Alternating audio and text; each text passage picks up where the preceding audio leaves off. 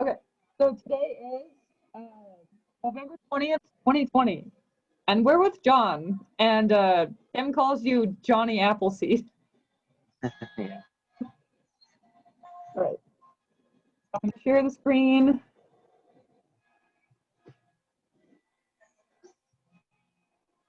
Okay, do you see the screen? Yeah. Okay, so basically, the moment you decided to incarnate into this physical reality, the planets and celestial bodies were aligned in this way in the sky. Basically, you consciously chose as a soul when to come in. So you chose this blueprint for yourself, right? You weren't dropped off by a stork. So all of the planets and celestial bodies were aligned this way in the sky. So what we're doing is taking something as above, so below. So this birth chart is basically a snapshot of your soul. It's like the universe took a picture, and all we're doing as astrologers is decoding that energy.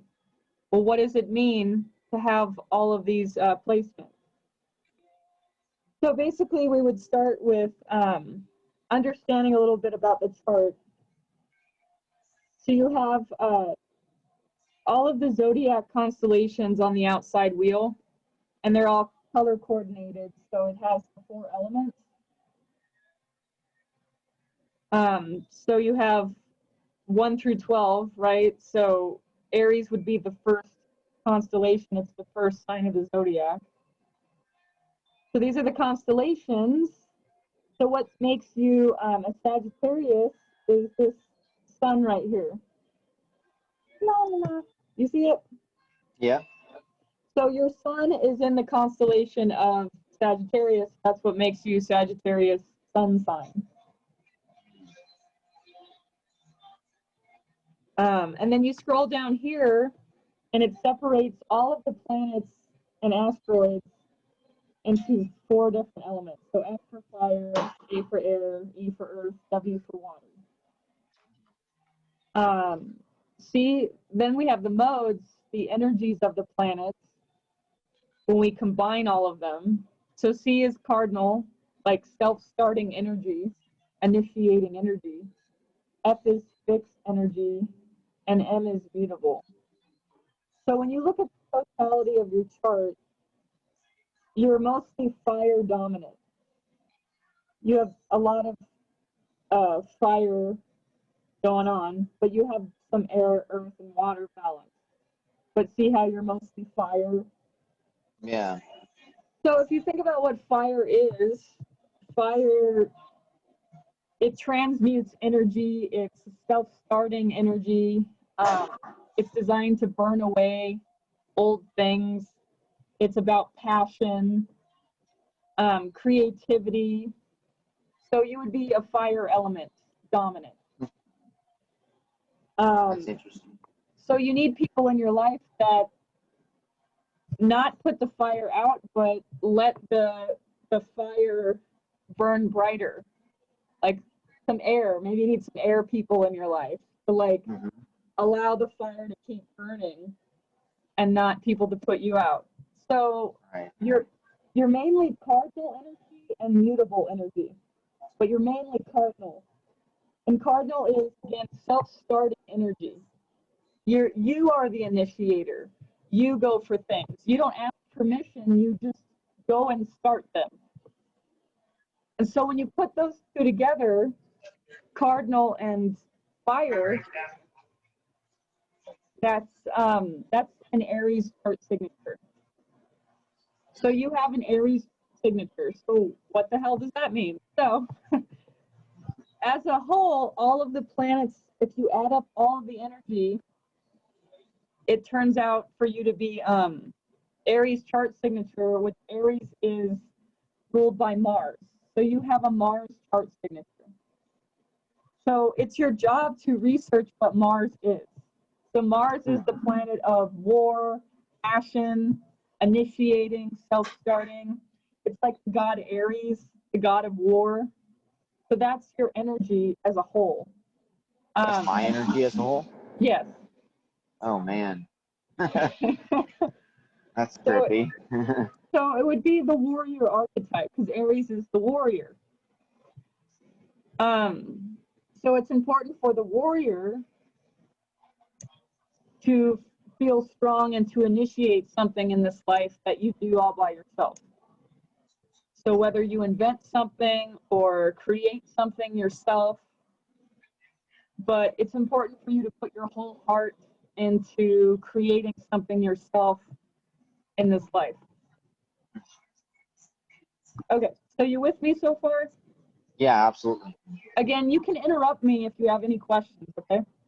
Yeah, no, I'm sorry. I'm just kind of like taking it all in. So if No, I you're seem good. kind of like I'm not saying anything, it's just because I'm thinking as you're talking, you know? Okay.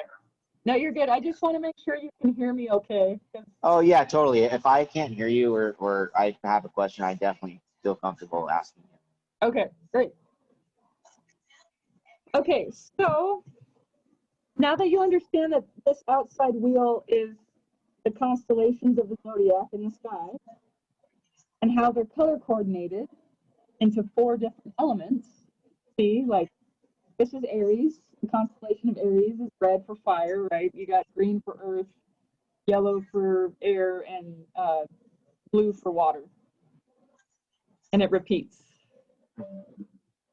So next we look at so the outside layer, the outside part, these are transiting planets, all the green planets.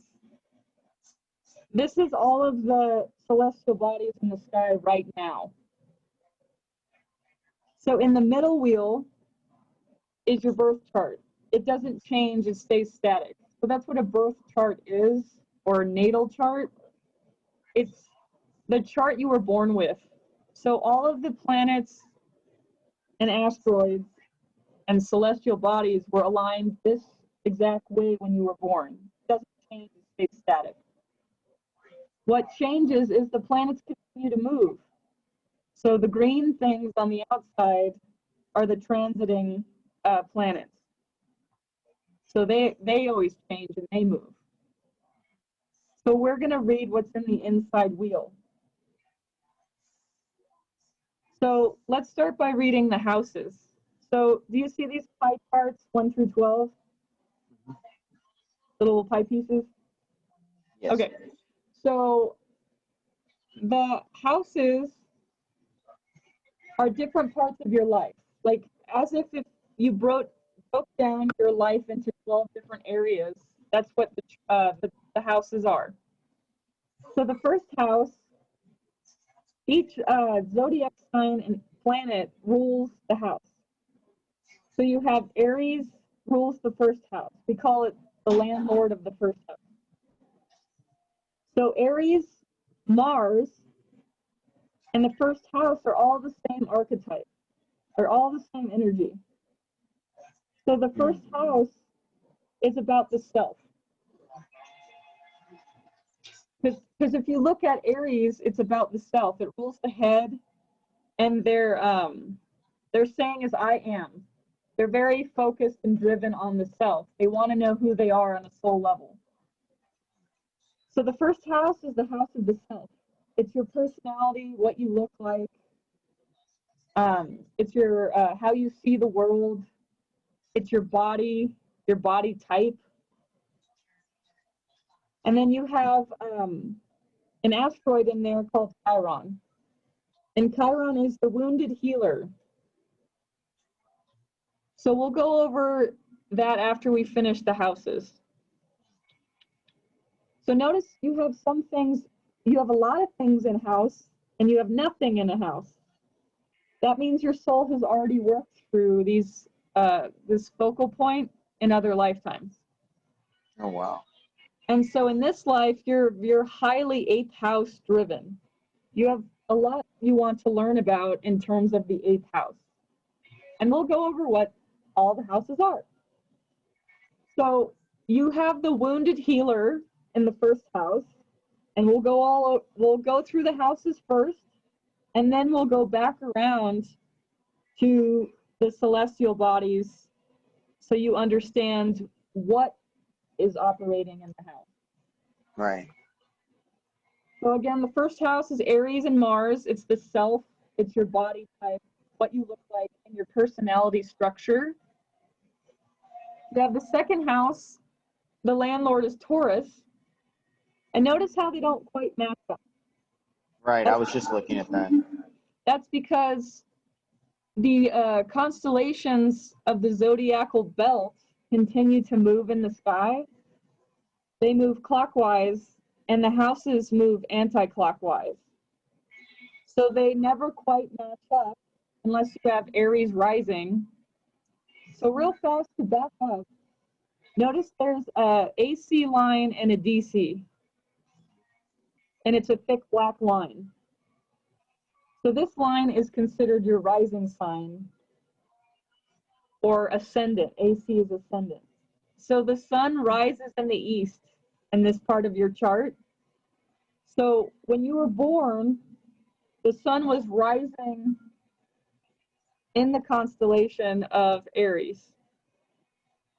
You have down here, the AC is 29 degrees Aries. I don't know if you can see that.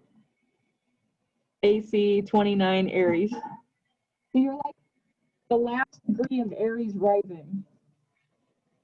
So when you were born, the sun was rising in the east in the constellation of Aries. If you were born... Do I have a connection with the... Sorry. No, go ahead. Oh, does that mean that I have a connection with that sign? Or is that, this is just like the first? No, you do. It's, if your chart signature is Aries and your rising is Aries, you have a big connection with Aries. Does that like mean that that's something that I was prior to, or that's somebody that or the type of people I should be connecting with? Or? It doesn't necessarily mean that you were Aries in a past life. It means that you're learning how to be an Aries in this one. Like you really wanted to take on the energy of Aries because it helps you accomplish your goals and your life mission in this life. And so to best accomplish your goals, you chose this astrological configuration, but you chose Aries rising to get you to understand the self. So you need to really understand who you are on a soul level in this life, because it's important. So Aries rising helps you with that, because Aries is all about the self. So they're more self-focused, or they should be more self-focused. So they don't quite match up because the constellations are constantly moving, again, clockwise, and the house system moves anti-clockwise. So that's, everybody's chart is different because of it keeps moving. Right, So based on when you're born. Yeah. So that's why I needed the exact time you're born, because your rising changes every 5 minutes. That's how quickly it moves. Wow. So your exact time you gave me, you'd be Sagittarius, Aries rising, Pisces moon. So your moon's in the constellation of Pisces right here. Your rising is Aries, the AC line 29 degrees. And then you have 2 degrees of Sagittarius. It's kind of funny because like my whole life, all I've heard is about being Sagittarius. So it's kind of interesting to hear. Yeah, because there's other things. Most people just focus on the sun sign because it's your personality. Wherever your sun is your personality. But there's as you can see, there's so many other things. The truth is you're everything. You have all these things. This is like your own universe. Because this is your soul. So you're everything, but your personality shines through in the constellation of Sagittarius. But yeah, that's one aspect of all these many aspects. So what can I ask you what the significance of descending is? Yeah. So your rising sign is what you're rising to become. You're learning how to be an Aries. The opposite house is the 7th house cusp, and the DC line. And the DC line is your relationship. The DC line is how others perceive you. If this is how you're perceiving yourself and you're learning about in this life, the DC line is how other people really see you, and it's your relationship. So the seventh house is the relationship house, and you have Jupiter there. And it's on the constellation Scorpio. So when other people meet you, because you have Scorpio on the descendant line, they see you as a Scorpio. So that's why it's important to understand the energies of all of the constellations and all the zodiac signs for you to understand other people more. Right. So Scorpio energy is ruled by Pluto and the eighth house. And you have a lot of eighth house stuff. So eighth house, Scorpio, Pluto is the same archetype. So Scorpio, Pluto is the placement of transformation. It's the Scorpion. It's they're really deep emotional people. They feel intensely. Scorpio energy is very intense. It's very magnetic. Like the Scorpion, it draws in people so it can sting them. But My God, good. So they're very magnetic people. Scorpio has to do with death, sex, and the occult. Everything hidden. So to other people that meet you, they perceive you as a Scorpio archetype because it's on the descendant. And so that's also who you draw in for partners because it's on your partnership house. Those are the type of people that I attract, you're saying? Yeah. So you would do very well in a partnership with people with strong Scorpio energy because it's on your relationship house. Because the seventh house is all about one-on-one partnerships. So friends, lovers, business partnerships. It could be your kids, your parent, like any one-on-one partnership is the seventh house. And so that's so crazy. So when you I spent like a long time trying to get away from that, which is odd. You mean get away from Scorpio? Yeah. Oh, well, you're kind of like, that's what you draw in. That's what's weird. That's what's so strange about it, right? It's always like the opposite. Well, that's what you're learning in this life. You're learning about, because look at all this eighth house stuff. Holy shit. It's scaring me. Your soul really wants to understand Scorpio energy. So that's deep psychological transformation. Very intense energy is Scorpio. So your soul really wants to learn about it. Also, you have Jupiter there, which we'll go over that because Jupiter spans whatever it touches. So you want a lot of Scorpio energy in this life. Oh, wow. So you really, like, the more you're around Scorpio energy, like, there's something for you to learn for sure. Okay, so let's go back to through the houses.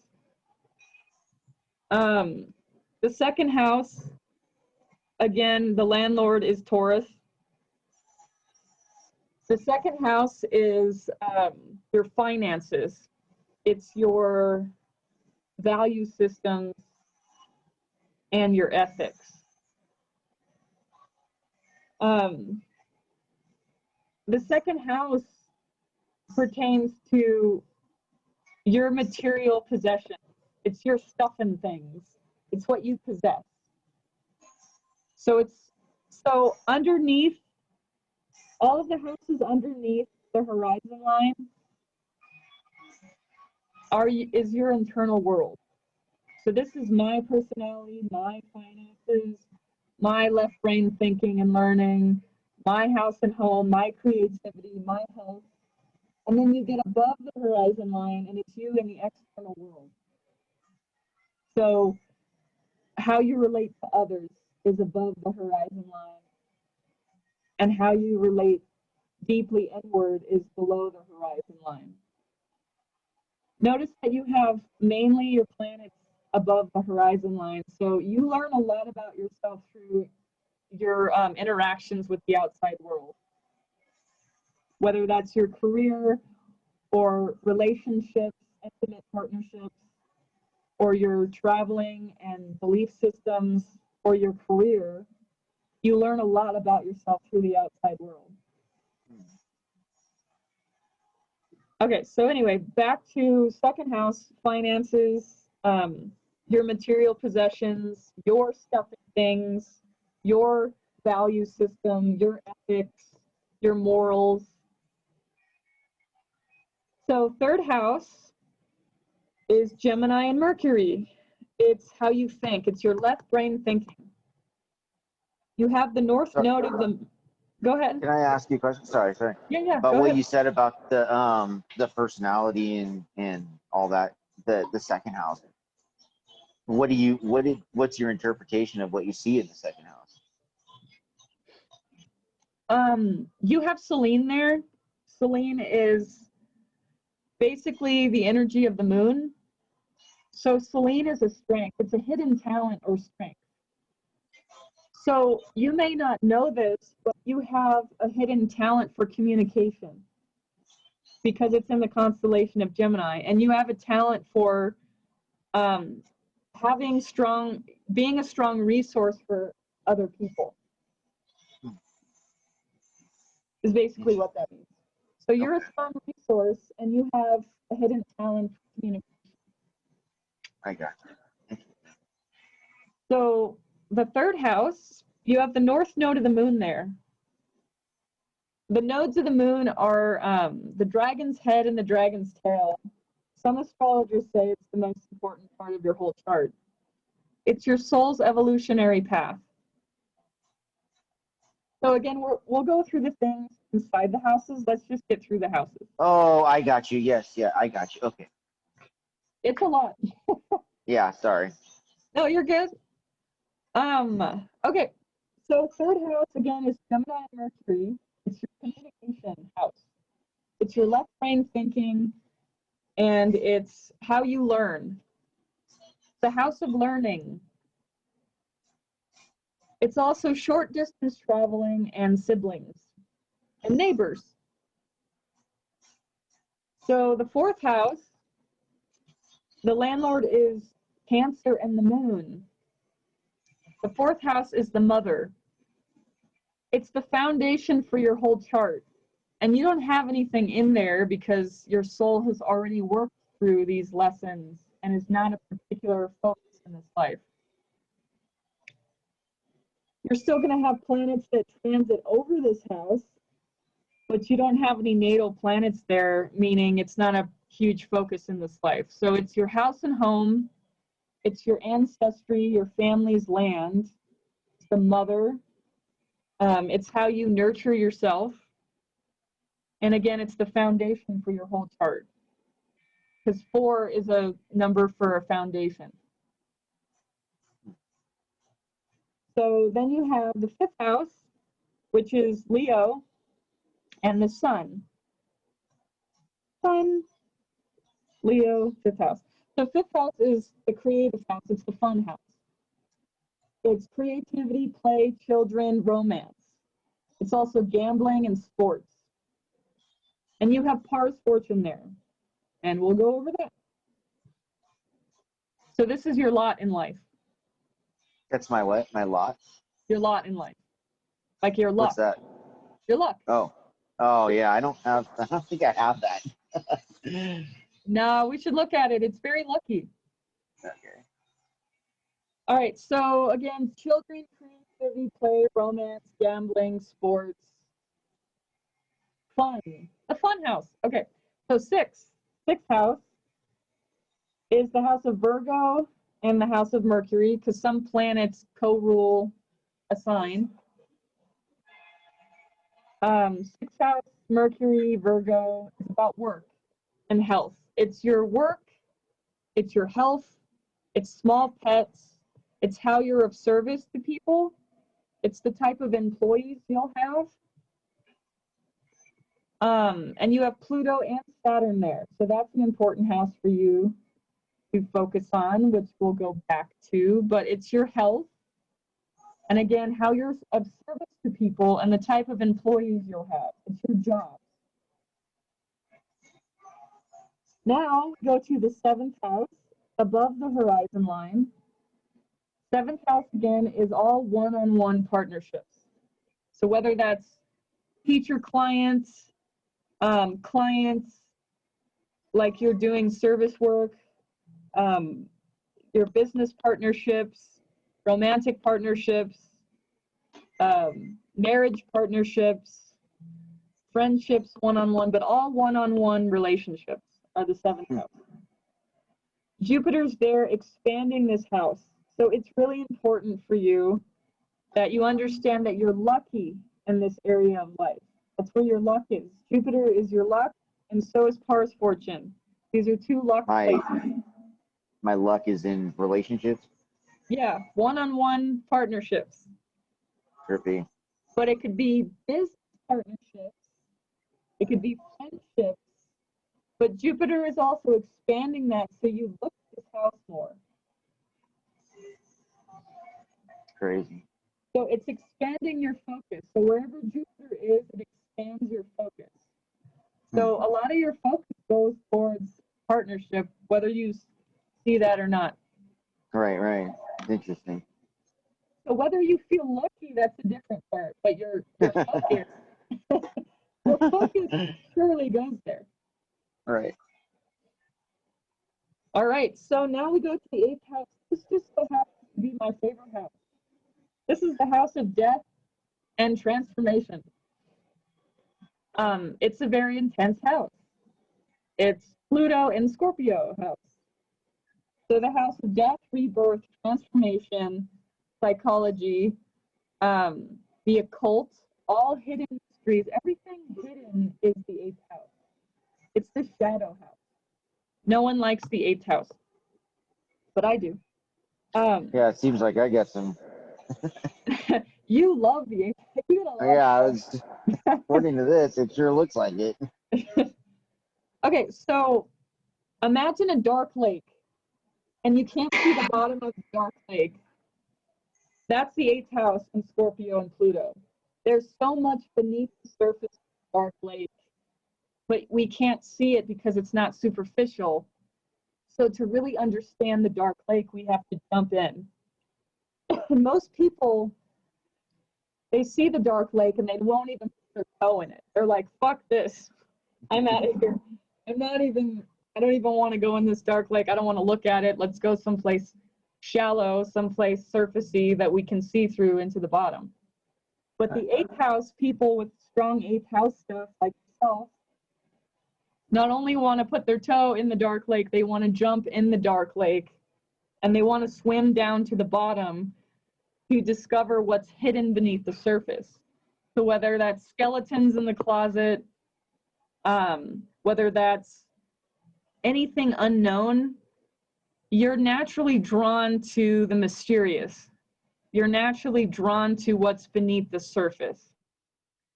And your soul really wants to learn the mysteries of life. So you have the sun. Let's look at this. When you have 3 or more planets, it's called the stellium. So you have a stellium in the 8th. So you have your sun, there's a couple asteroids, there's Uranus, there's Mercury, Venus, and another asteroid. You have a shitload of things going on in the 8th house. So that means your soul really wants to uncover what is hidden. And it does the most healing when you dive into the subconscious. Because if you think about it, the 8th house, because it's by its nature is mysterious and hidden, it has to do with the shadow side of life. There's a Swiss psychologist called Carl Jung, and he invented the term shadow work. So shadow work is basically diving deep into your own subconscious to uncover hidden patterns, hidden traumas, hidden gifts and talents. So there's a huge part of you that is asking you to dive deeply into your own subconscious to make something unconscious to conscious. So Crazy. you would, I hear Kim talking about that a lot too. so yeah, your soul really is asking you to dive more into the shadow side, to dive more into your own subconscious, to learn about the deeper mysteries of life, because there's a lot of healing there for you. Your Mercury's there, so you naturally think and communicate on a deeper level than most people. So I would recommend that you dive deeper into whatever you're interested in, whether it's psychology, whether it's any kind of healing art. This is a good placement for doing like ayahuasca or shamanic journeying or any kind of plant medicine journeying. But Yeah, I this, used to do that a lot when I was younger. but it's really,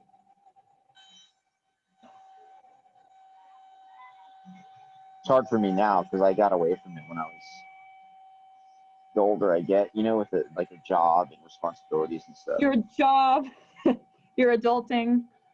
But at the Right. same time, you have so much eighth house, you would kind of do the world a disservice if you never explored that. Because there's something huge there for you to explore.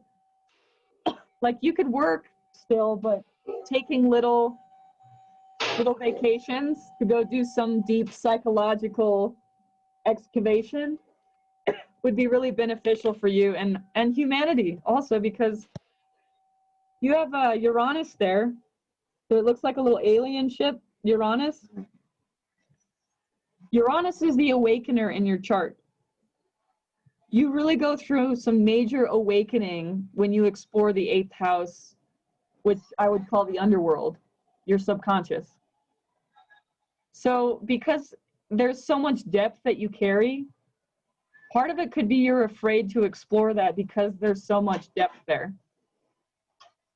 But it's really recommended with this type of chart that you do start taking some time to go super deep within yourself and explore your subconscious. Okay, so eighth house is also shared resources. So if this is the marriage house, the seventh house, the eighth house is sharing resources with people.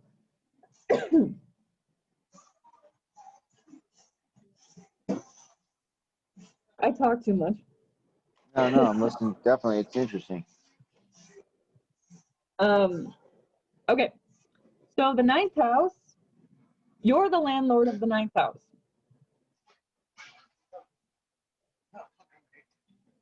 So the ninth house is Sagittarius and Jupiter. So that is your ruling planet, is Jupiter. So every zodiac sign has a ruling planet and a house. Mm-hmm. So Sagittarius, your ruling planet's Jupiter, and your house is the ninth house. So the ninth house has to do with long distance traveling. It has to do with whether that's inwardly or outwardly, like you could do astral traveling or foreign country traveling. It has to do with higher learning, higher education, not just like college, but esoterics and higher spiritual information. So you also have a few things in here. So long distance traveling would be beneficial for you. Yeah. Okay, Fortunately, I got to do some of that when I was younger. you can still do that now. Yeah, no, totally. Definitely. You know, we have to make time for things. Yeah. Oh, that's right, you're a mechanic. Yeah, I'm sorry. Me, my partner is trying to cover for me, so he was making noise. You're good. Sorry. I forgot. No. You're talking. Okay. All right. Okay, so notice this other 6 black line going down the middle. Mm-hmm. This is the MC line is your midhaven, and your IC line is how you protect yourself, and it's your family roots. It's on the 4th house cusp. So the IC is your family's lineage that you're clearing. Let's talk about your MC is your career line. It's funny because you have Mars on your career line, and Mars rules mechanics. Isn't that funny? That's weird. Not weird. It's just energy, right? That's all the planets are, is energy. Everything in this universe is just energy. And so I'm not reading the future. I'm reading what's inside of your soul. I'm reading the energies that are playing itself out within yourself. That's all astrology is decoding energy. Right. Something, it's already a map that's already there. Yeah. Right. Mm-hmm. And you're just, like you said, you're just decoding it. Yeah. Not just, I'm not trying to like downplay that. No, you're good. Just is a good word. I get it. You're not like, you don't have a crystal ball over there and you're not about to drop some Yeah. Yeah. You're going to die of a no. Right, exactly. Can you give me an exact time just so it? Well, I can where your Pluto is. Like, can you really? Yeah, it's your death time. But I'm not gonna.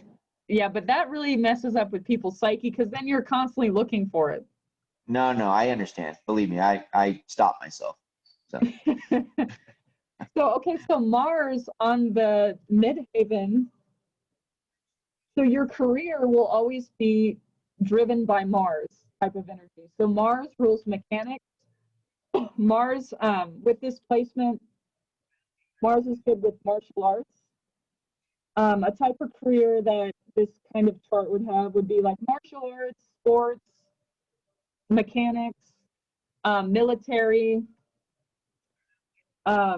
any job where you can be the boss and you can run the show and you can give the orders. Because Mars is the warrior. Mars in Aries is the warrior. So any type of career that you choose, you need to have the freedom for you to make the calls and be the boss. So it looks like you're in a good profession and you're doing, you're utilizing that energy well. That's crazy because like this whole time I've been resisting it, and also a lot of times like I don't like it, and I keep saying to myself like I feel like I'm in the wrong place. I don't know. That's just interesting to hear that. Like, I swear my life is completely backwards to what I think. You know what I mean? Like, if I like sugar, it's because I'm diabetic. I'm not, but I just mean that. You know what I'm saying? Like, that's my go-to thing would be sugar. You know what I mean? So I always like things that I should not be involved in or with or whatever, Well, that explains a lot about your chart because you have all this intensity that needs to be discharged in some way. So if you have all this intense internal energy going on and you're not releasing it, then you're naturally drawn to anything that discharges the energy, and it's not necessarily a good thing. Like I'm being lazy and allowing, like I'm just letting things do the work for me essentially. Yeah. So it's good to admit that because it takes a lot of work to be happy and at peace within yourself. It takes a lot of work. And you're in a good place career-wise, but all this 8th house stuff is asking you to dive deeper into the why. Why do you do the things you do? Why are you drawn to the things you're drawn to? And with all of this energy, it could be like all this pent-up frustration that needs to be released in a positive way. And so something I recommend with all of this Sagittarius energy and all the 8th house is picking up martial arts or doing some kind of actives where you're active, where you're moving the energy. That's what my son does, is I got him into martial arts. Exactly. Because it's not only for discipline. It's for moving the energy and exercising and getting the heart rate going. And martial arts is an amazing tool to help you focus and hold yourself accountable and strengthen your power and your solar plexus.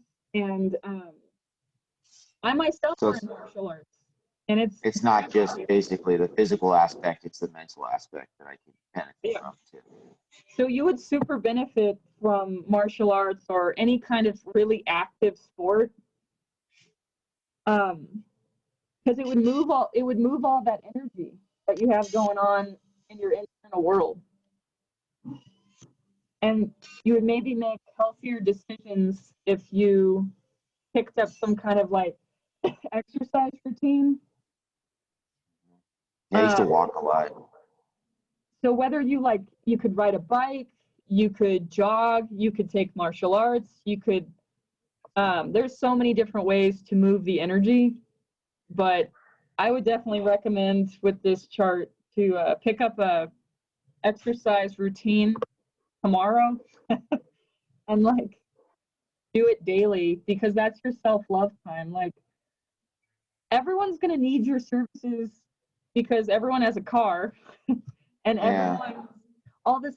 By the way, I want to mention Mars is over here. The green planet is transiting. Do you see that?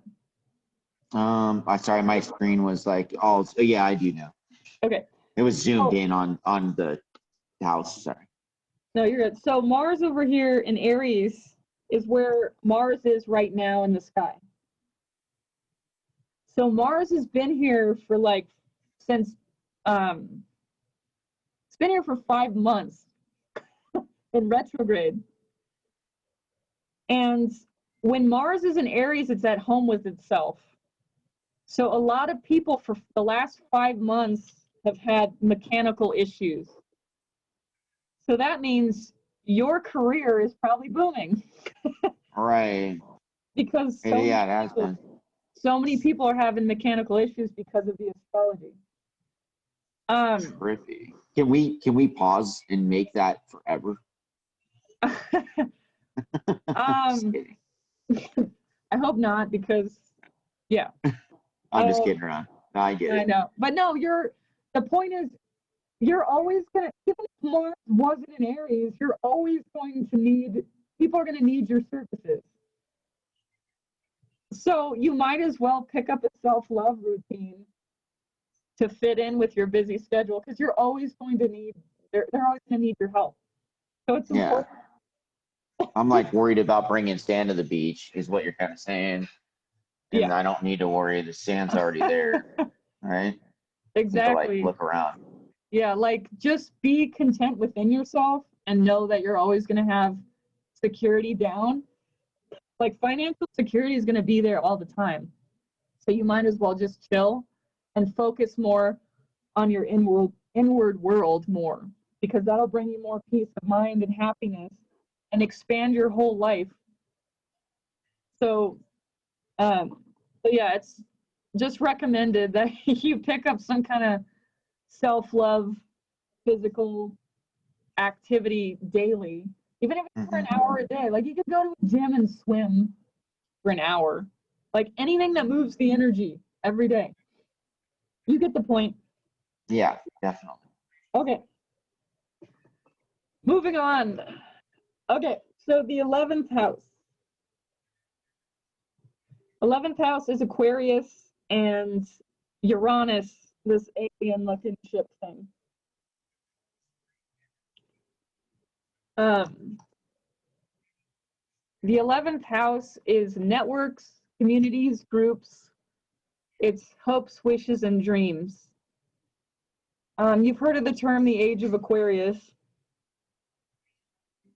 Yeah.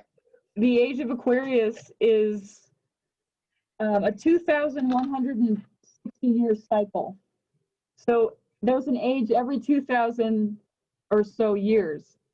So we left the Age of Pisces. In 2012, we went into the Age of Aquarius.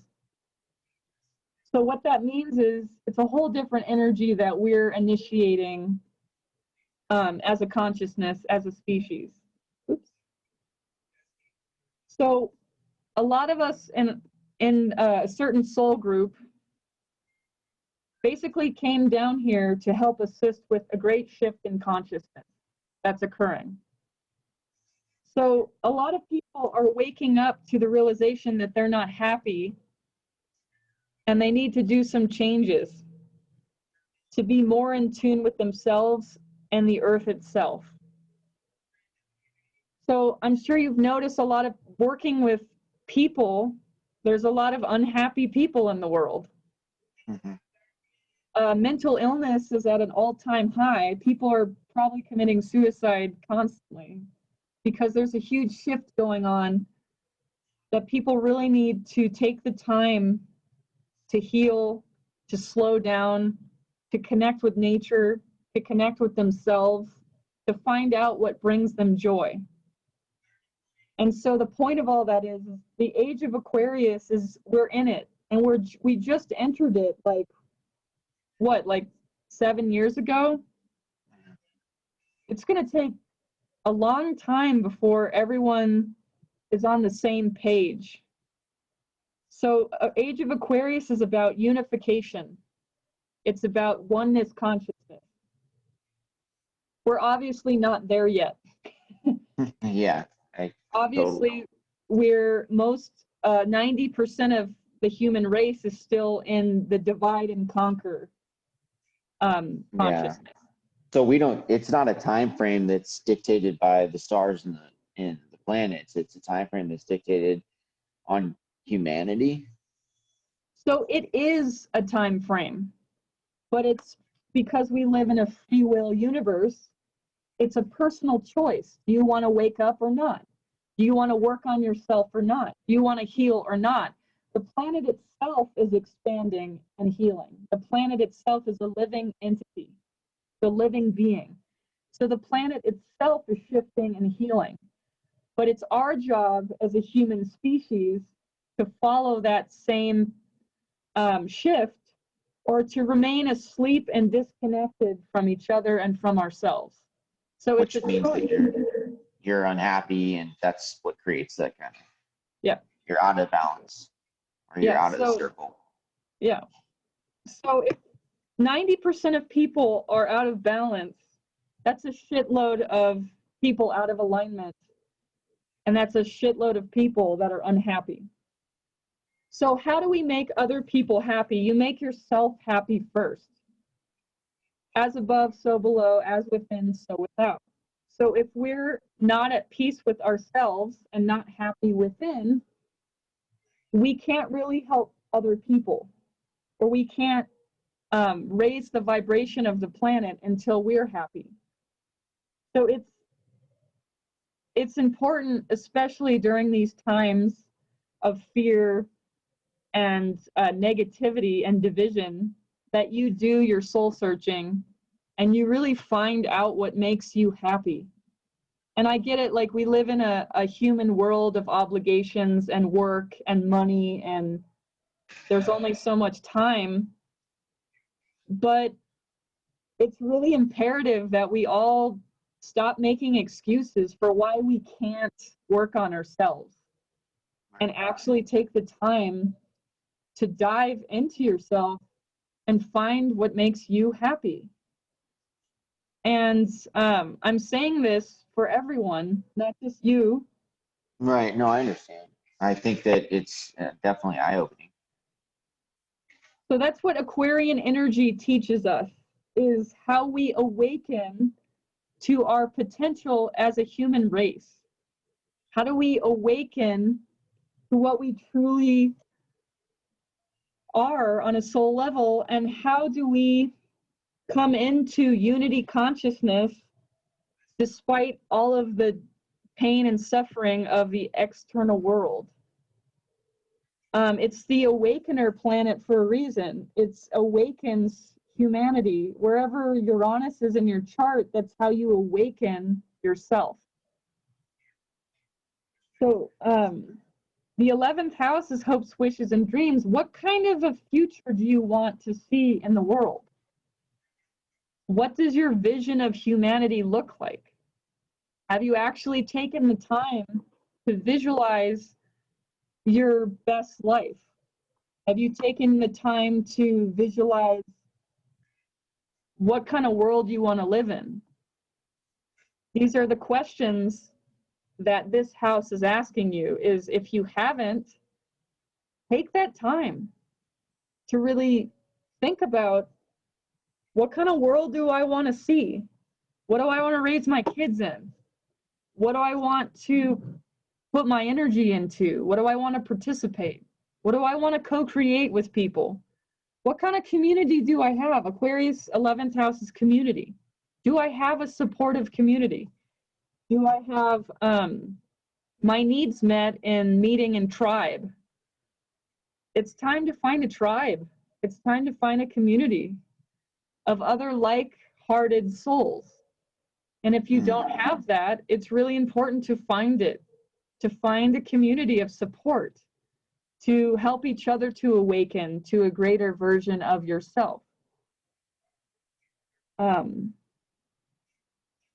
Okay.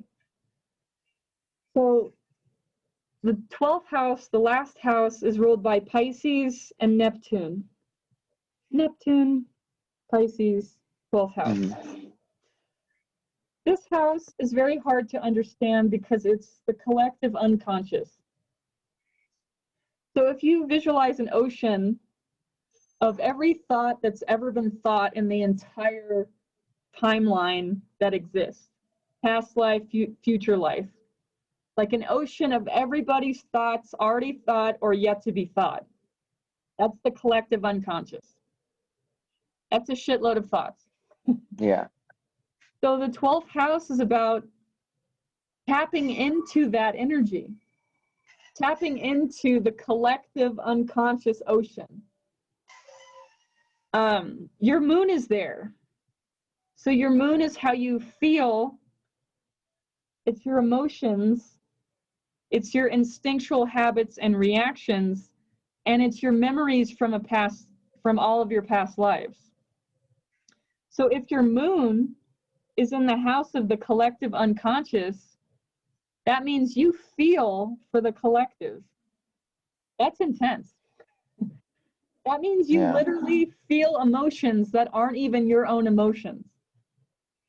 So you feel so intensely that you are literally feeling for the collective. That means you've contracted to heal the emotions for the collective.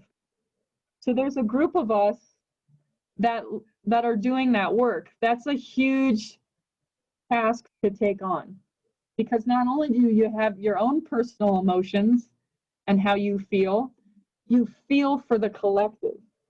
So that could be extremely confusing and painful if you don't understand what that means. And so as a male, especially, because men are feeling for the first time ever in like the history of the world. Like men are just now learning how to feel and process their emotions. Men are raised from a very young age, you know, don't cry, you're a pussy if you cry, don't show emotions, bury that shit, you have work to do, you have to support the feminine. So just bury your emotions and keep working. And that type of programming is very detrimental to men, because when you suppress your emotions, when you deny, reject, suppress, pretend that you don't feel how you feel, it creates disease in the body. If you numb or suppress an emotion, you're basically suppressing your inner child. And it creates a whole bunch of mental problems and problems in your life, which 99% of men are. They were taught to not feel. And so they don't understand emotions. They don't understand what the hell they're feeling. They don't know what the hell to do with their emotions. They don't know how to process them. They don't know. So you and the whole collective of your soul group have contracted to process emotions for the entire collective. That's extremely confusing and painful. So with this placement, I would highly recommend that you find practices that allow you to feel in a safe space, whether that's art or music. It's like really highly recommended that with this moon placement that you play music.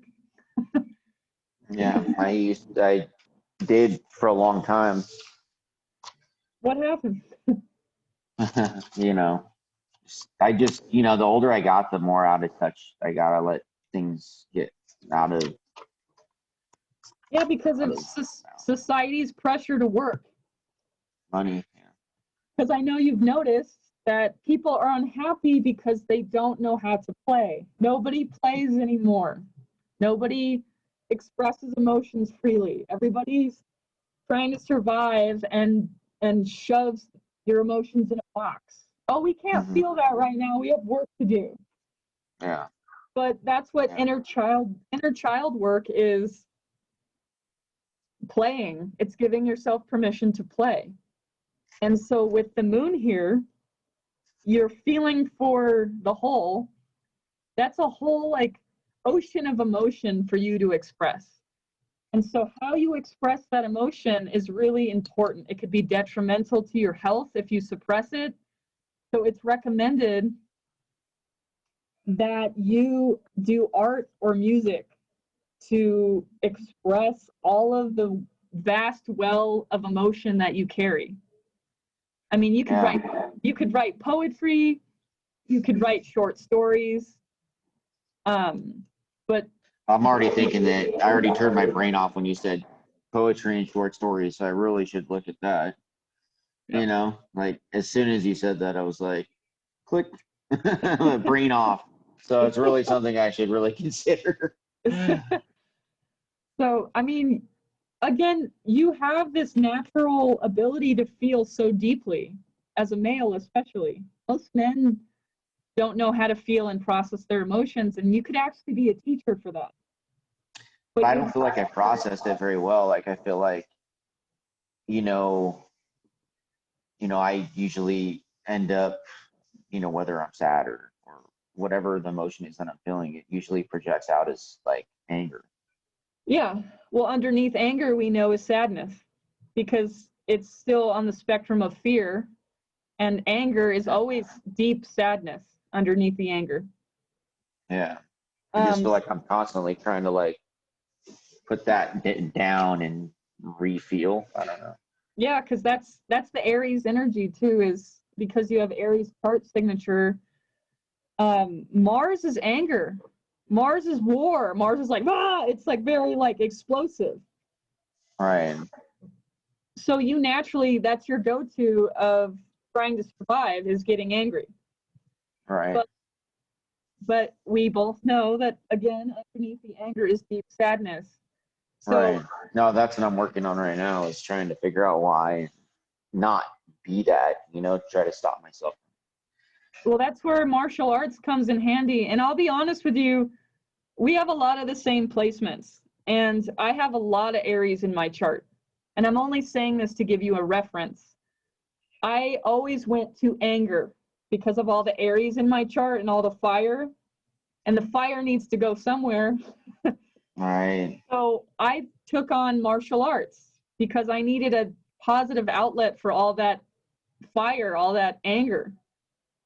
And martial arts has helped me tremendously to not react so much to life. Like when someone triggers you and pokes you, instead of like, ah, that anger, now it like teaches you to have power over yourself, so you no longer react to things constantly. And Right. Right.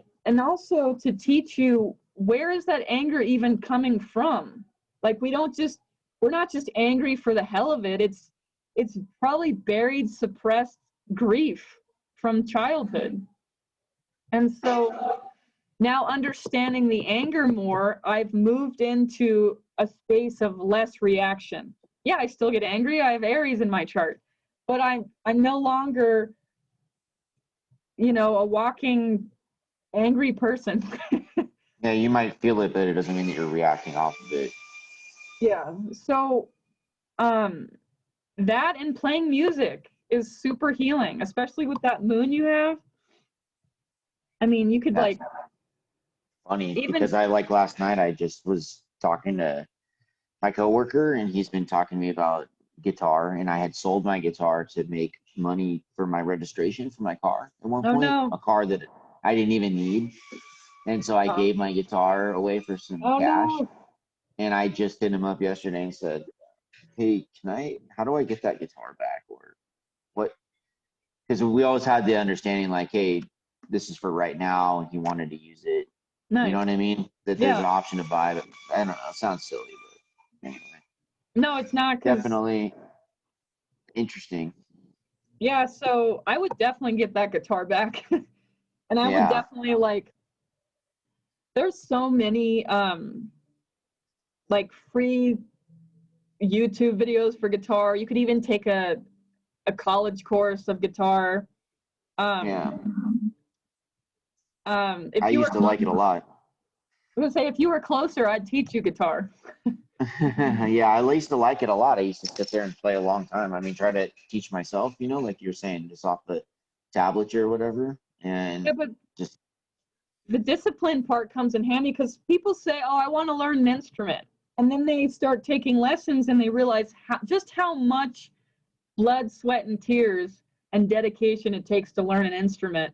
But it's so damn healing because you have like a forever outlet for your emotions, and it just yeah, gets better and better and better when you learn more and more and more because it gives you that foundation or structure that you need to hold your emotions so you feel like you have a safe container to express your emotions.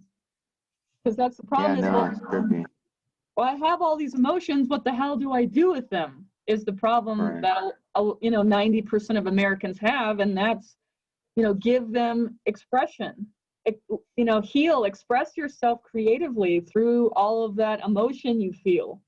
That's shadow work. That's giving yourself a healthy outlet so you don't internally combust. Yeah. No, it's crazy. I was just thinking about it. My mom, like, has been a huge part of my life. I mean, not like in the sense to be like hold on one second. Let me sign this one. Sorry. No problem. Hey, how's it going?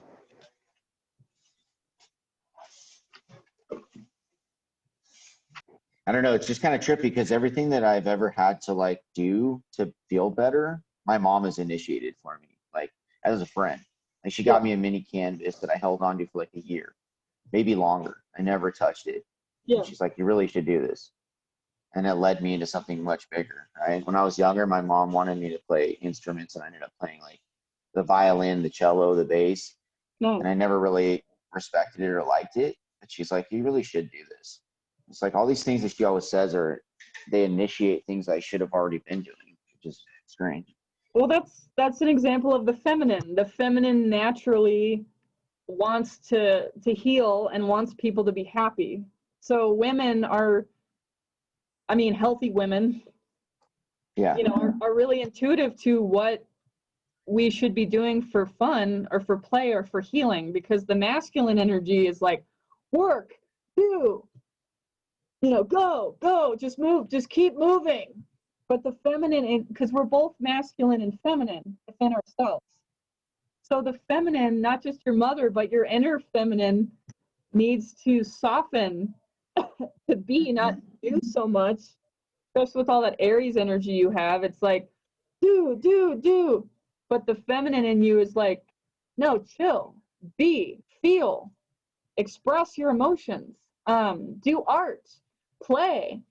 The inner child in you needs expression. It's like we're the trine, we're all of this is inside ourselves. The mother, the father, and the inner child, we all have all three within ourselves, and we have to ask ourselves, which of the triangle do I live in the most? If you live in the masculine the most, you're in balance. If you live in the feminine the most, you're in balance. If you live in the child the most, you're in balance. Like we need the trine to be balanced. And so you have to ask those honest questions. If I live in the masculine part of the trine the most, I'm probably imbalanced. How do I get back to myself being in alignment and balanced again. And sometimes you have to take a really like tough decision and admit to yourself, I need to work less, or I need to put more energy into play, or I need to slow the fuck down, or I need to take more time for myself. I need to go on a retreat or a self-love journey, or a more walks at night or in the morning, or, you know, these are the things, this is self-love that to a lot of people, we don't, oh, self-love, it's not important. I'm healthy, I'm fine, I got it together. But then to really admit, oh, I need more self-love. I need to take a bath once in a while and chill and do some art. So, to do some art. Yeah, Okay. definitely. It's interesting.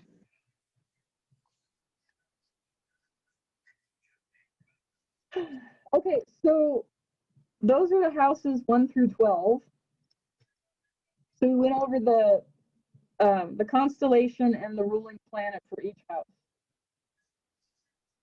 Now we'll go over what's in the house. And just to check in with you, I have till 2 o'clock. And it's No worries. We could shut down whenever. It's all interesting, but no worries. I totally understand. And we can always do, you know, if you're interested, we can always do more. So it's all good. Yeah, okay. It's totally sortable. I'm not worried. Cool. Okay, so starting with the first house, you have Chiron, the little key. So this key, by the way, I'm sending you this chart, and if you don't know a symbol, you scroll down at the bottom of the page and they're all right here. So Okay. the sun, the moon, Mercury, Venus, Mars, Jupiter, true node, south node, Chiron, Mars, Fortune, another asteroid, Lilith is another asteroid, Ceres is an asteroid, all these are asteroids. And it's got the degrees. So your sun's in 2 degrees of Sag, 20 minutes, 56 seconds. The moon's in 15 degrees of Pisces. And then down here, this is like a 2-hour conversation. These are called aspects. These are how the planets communicate with each other. These are hidden gifts and talents. Sometimes you have past life talents in here. So the aspects is really fun to research. So the more you research your chart, the more you're researching your own soul. Right. So squares are challenges. When you have a square, it's a challenge to work through. So all challenges help your soul to evolve. They're tough, but it helps you to evolve on a soul level. The little conjunction symbol, it looks like an orange with a straw in it. It means the planets are touching. So you have your sun conjunct the moon. So they're touching, so it means power. They're working together. Then you have a trine, the little triangle. So it's a 90-degree angle. The planets are harmonious. So you have the moon, Jupiter, and the sun working together in a trine. So the energies are working together harmoniously.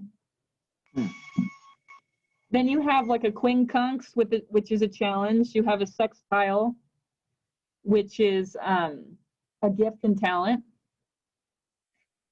You have a opposition. They look like sunglasses. This little thing. Those are 2 opposing planets that are trying to understand each other's perspectives.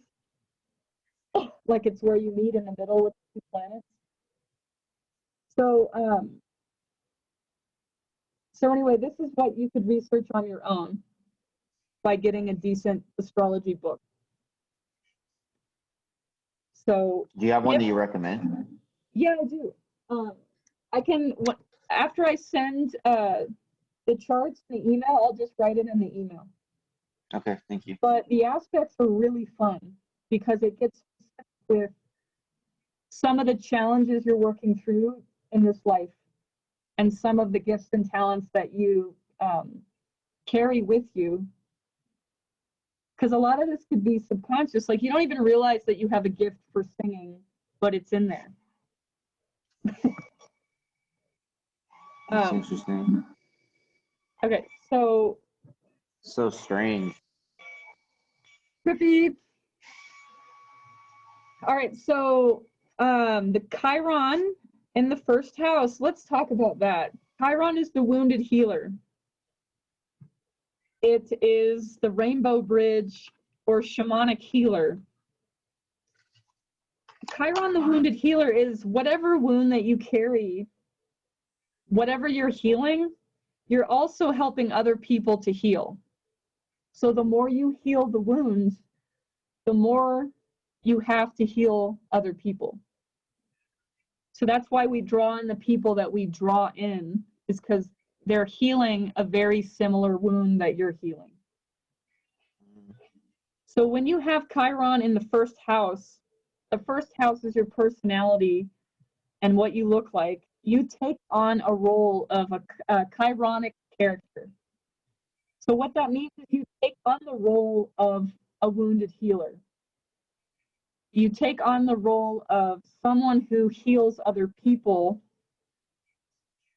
and you carry the wounds pretty deeply. Like you feel wounded constantly, but that's because you have a gift for healing.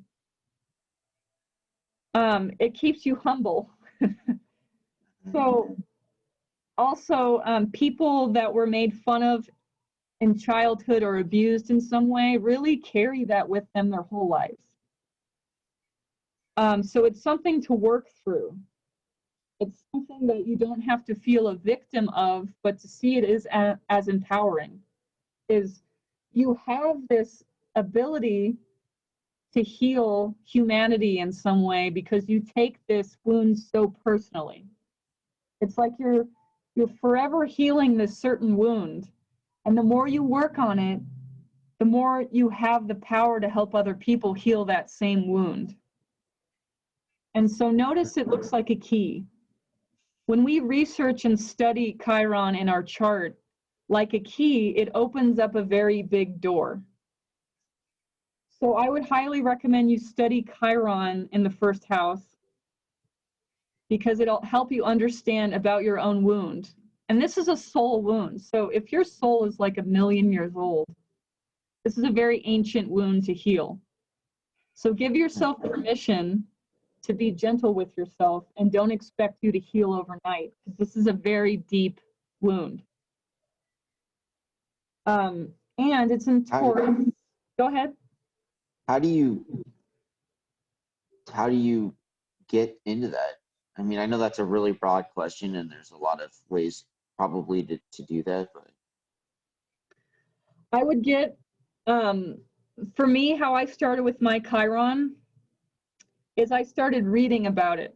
So I got a good astrology book and I started reading what it means to have Chiron in a chart. What Chiron, because Chiron is an archetype. Chiron is an energy that we all carry somewhere. It's somewhere in everybody's chart. So understanding the Chiron placement will help you understand your own soul wound and maybe why you chose this placement, because you consciously chose all these things to work through. So what I would recommend is just start reading about it. okay. So Chiron in Taurus, Chiron moves every 7 years. So it's like a generational placement. Chiron, I would say Chiron in Taurus generation is a wound in material possessions and feeling like you have enough. So you mentioned earlier that you don't feel like you have enough or you have to work a lot because this wound is operating. So when you have a wound in resources, like you maybe grew up poor or you felt like you didn't have enough, or maybe, were raised in the society of materialism, where we feel poor in some area of life, whether that's spiritually, because you know, you can be rich in spirit, you can be rich in money, you can be rich in love, you can be rich in material possessions, but we can also be very poor in an area of life. Right. So it could be a wound in that where you feel like you don't have enough in some area of life. Yeah. It's interesting. Like you feel like you don't have the resources for that, whatever that is. Right. But it's a wound in resources, it's a wound in values, and it's a wound in feeling that you're secure in some way. Yeah, that's interesting.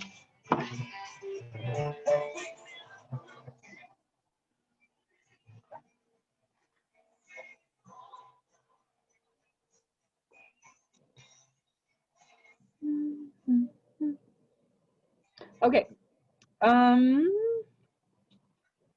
Selene, we went over a little bit. It's a gift and talent that you have in communication, Gemini.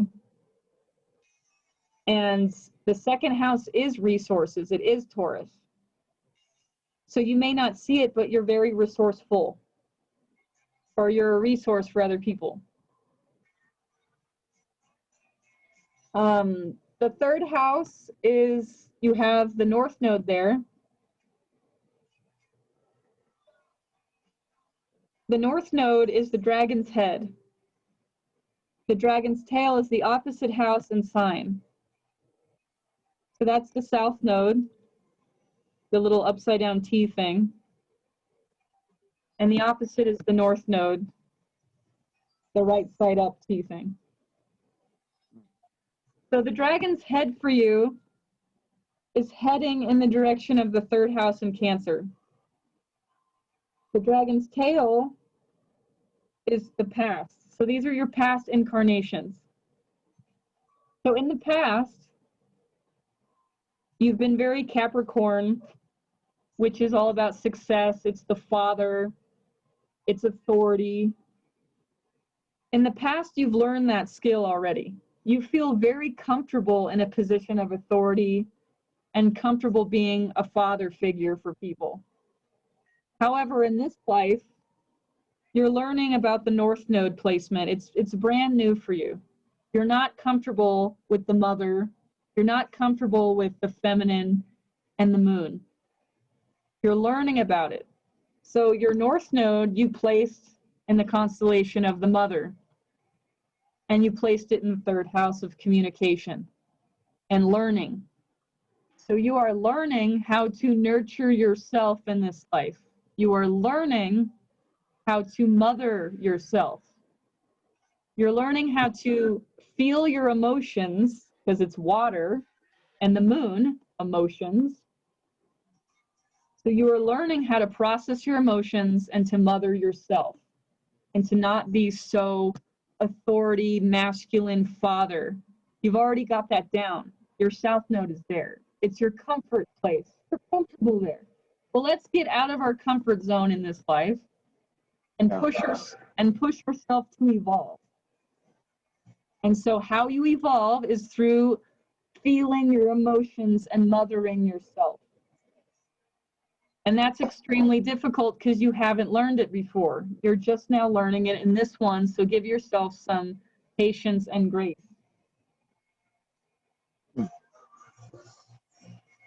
Make sense? Yeah, no, I'm just taking it all in. Yep. Sorry. No, you're good. Stop saying you're sorry. It's all good. I know. I just. Okay. Fourth house. Speaking of the mother, right? We went through that. The fourth house is the mother and the moon. You don't have anything there. It's an empty house. So you may feel empty around feeling confident in that area of life. In the mother, in my mom, or tripping. So your own mother. So your own mother plays a good role in your life. She helps you to fill this open space. or people that, or maybe you attract people that are teachers for how to mother yourself. So the fact there's nothing in there means that I'm relying on somebody else to help me with that lesson. I would see it more as, it's not a primary focus, the fourth house in general, because this has to do with like ancestry. Mm-hmm. But Oh, more like like family's not that crazy. It's not. Yeah. It's not my focus. It's not a huge focus. Family, just in general. Yeah, but the North Node in Cancer, because it's the same energy, it's the same archetype, Cancer in the fourth house. So your North Node wants to learn how to mother and nurture yourself, but being a mother for other people is not necessarily your focus. It's more about mothering yourself. Okay. It's a good starting place.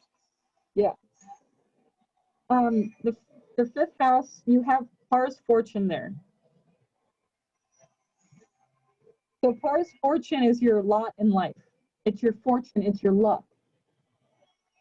So when you feel down on your luck, you go to your Jupiter and you go to your Pars Fortune, because that energy is always available. So we don't try and live in victimization. Oh, poor me, woe is me. But it happens. We feel like shit sometimes. So we go to our fortune, we go to our luck when we feel down on our luck. So you are naturally lucky in the house of fun. So it means that you need to play when you're down on your luck. When you feel shitty, go play, like create, express yourself creatively, dance, move the energy, play music, paint, draw, sing, write poetry. You're naturally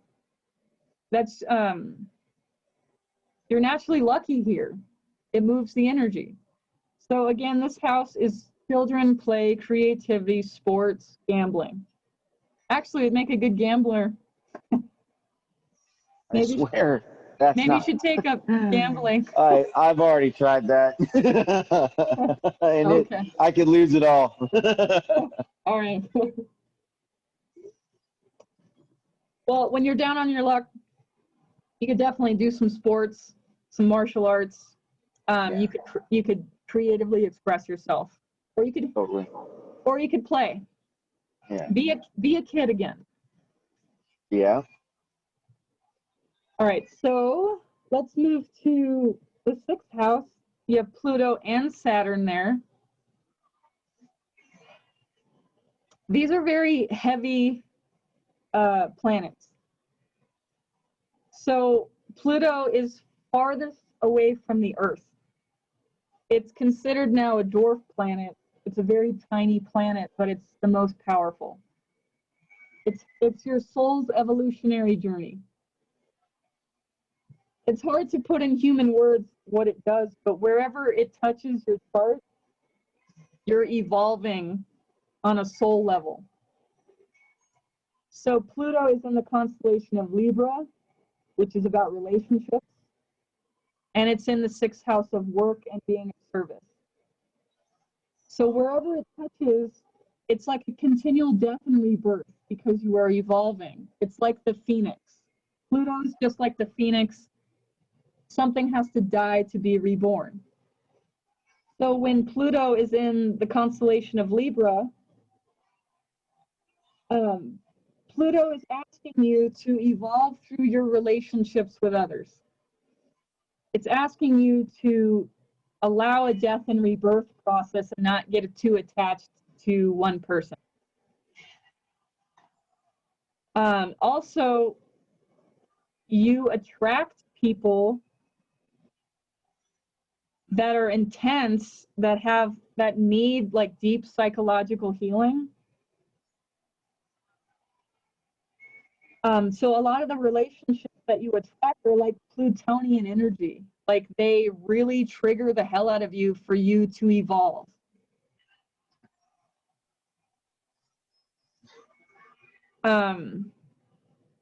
So you have to be comfortable with a death and rebirth process and intensity in your relationships.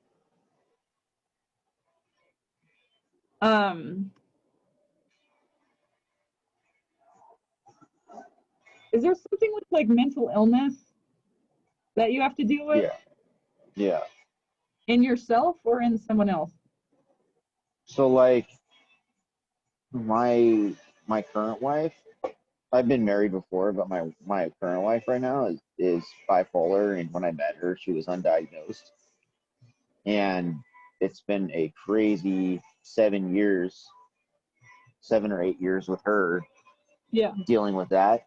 And then I feel like because I haven't done anything for myself, or like not anything for myself in the sense of like buying myself shit, or like I just haven't taken care of myself like in the ways that we just kind of talked about, that it's created heavy instability within me, or maybe it's already was there and I'm getting to an age where it's coming forth, but something is happening with that. Well, and it's happening like right now. So I'm picking up on that because you have Venus here. It's transiting over your Pluto. So Venus it represents your love relationship. It represents your romantic partner. And so when it's over the planet of death and rebirth and regeneration, it creates an intense inner atmosphere of psychological changes that need to happen. So I'm picking up on that because it's an excellent time for you to, again, dive into your psyche and do some shadow work, whether get counseling or go on a healing retreat. But Venus over Pluto is really getting you to look at psychological changes that need to happen. And so sometimes it's mirrored in our external world through our partner, but we're all mirrors for each other, and you know that it's all a reflection of what's going on within. So if her emotional outbursts, they're literally just mirroring your own, because as above, so below, as within, so without, because everything's a mirror. So it's hard to see sometimes that, oh, she's just mirroring me. She's just mirroring my own emotions. And it's hard to admit to yourself too that, oh, she's just a mirror for me. Yeah. No, I can understand that. We both have talked about like initially I didn't understand what she was going through because I really didn't have those same feelings and emotions, right? Yeah. And over time now, it's like I swear that we're, like you said, like it's a mirror, right? And it's like I've looked in the mirror so many times now that it's changed maybe it hasn't. Like I don't know about that, but I feel like my reflection's changed. But I don't know. Is that how when you say my reflection has changed, does that mean how you perceive yourself? Yeah, I feel like, like how I felt before and things I was confident in, and like things that I felt to be true or whatever, you know what I mean? Yeah. I've changed internally. Like something has changed in me. I'm obviously, you're never the same person, and I'm not expecting that, you know what I mean? But something feels like it changed within me because of these situations. I'm not blaming them because I think that we're where we should be. Like, I'm not saying that this is her fault, or like she did this to me, or I was a really good person and now I'm shitty because of her. It's more like I feel like something changed within me, and I can't tell if it's like was meant to be, or if it was like if sometimes things happen. I don't know how to explain it. Maybe I was in the wrong place, or I haven't been focusing like I should have been, and it's like I'm getting sick, or I don't really know how to explain it. No, I feel what you're trying to say. And I think you're referring to like you do all of a sudden, because we do change every 7 years. We literally become a new person because we regenerate our cells entirely every 7 years. So we go Right. through 7-year cycles of where something needs to change or we need to let go of something so we can be this entire new person. And so sometimes if we don't go through the death process and letting go, we remain stuck. And so on some level, there's a part of you that really needs to change, and you know that. And it's again, you're going through like a deep psychological transformation, and you know you need to let go of something. And you probably have an idea of what that something is, whether it's an old thought pattern that doesn't serve you anymore, a relationship, a job, a home, but something is asking you to let go of something, because you have Mercury in Scorpio, and Mercury is how we think and communicate. And so you've been thinking about Scorpio stuff, which is deeper psychological transformation. So Mercury here is asking you, what do you need to let go of that will be painful, but you need to let go of something so you can move forward and you can evolve and you can transform. It's a death process. And so it's interesting, is your birthday is like the beginning of Sagittarius. So the sun is in Scorpio for everybody. So all of us are being asked these deeper questions because Scorpio's death. And Sagittarius is like the light at the end of the tunnel. Yeah. And so Scorpio death season for all of us, we're being asked, well, what do we need to let go of so we can move into Sagittarius and be happy? So then you have to ask yourself, well, what do you need to let go of? And you have to be honest with yourself on what that is. It could be an old, outdated way of thinking. Right. It could be an addiction. It could be you're just not giving yourself the time and space to do your own healing. Like whatever that pattern is, you can't move forward unless you do. Yeah. So that's part of your homework from me. Yeah, totally. I'm already thinking as you're talking, like not that I'm not listening, but yeah. No, I get it. So part of your homework from me is to write or to take some space and evaluate what do you need to let go of in order for you to evolve and be more at peace within yourself.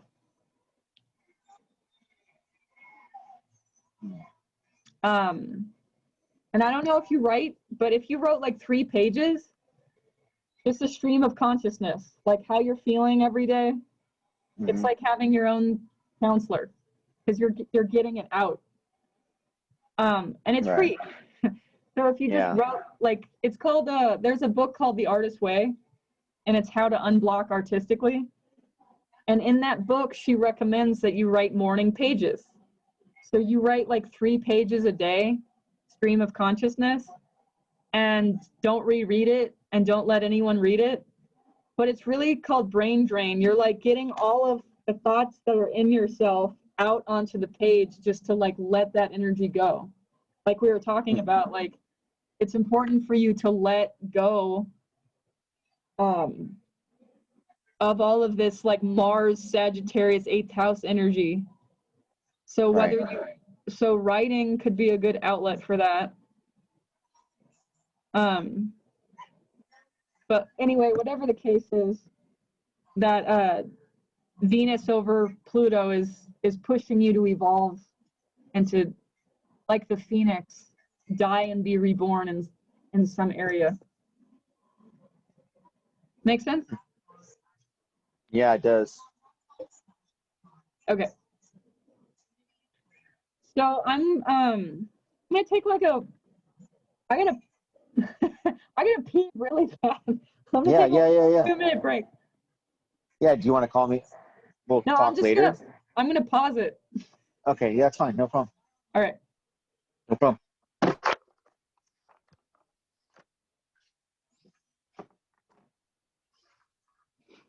Okay. So we left off at the 7th house. Oh, sorry. We left off at the 6th house.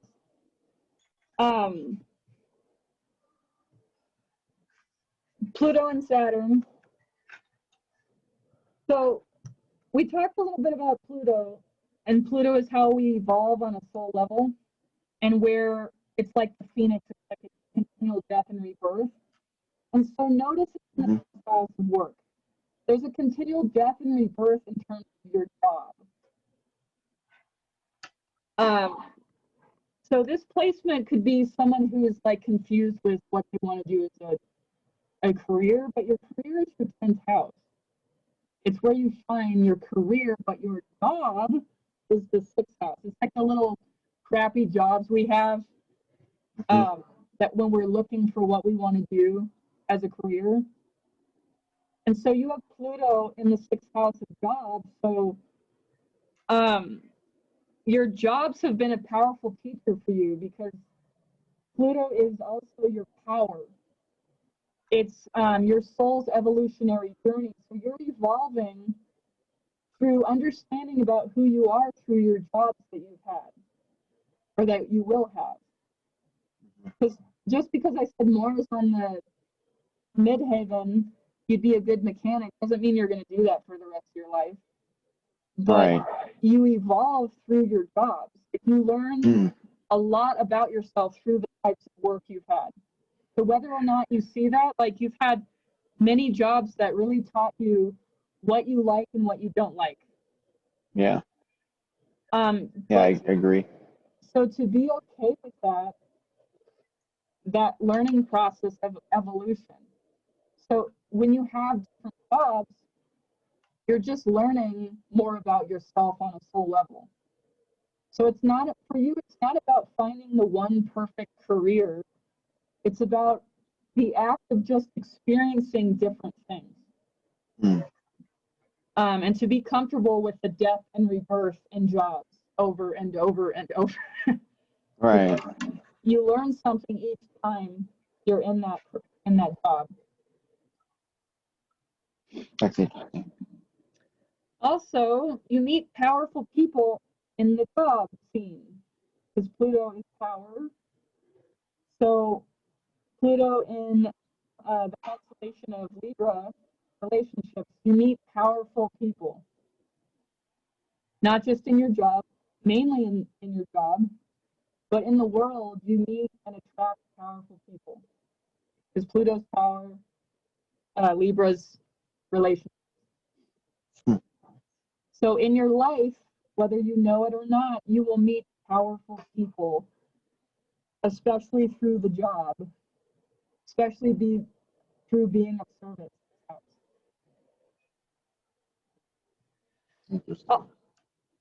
Also, your Saturn is there. Saturn,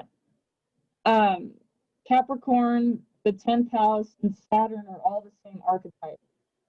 Saturn is authority. Saturn is structure, limitation, and focus.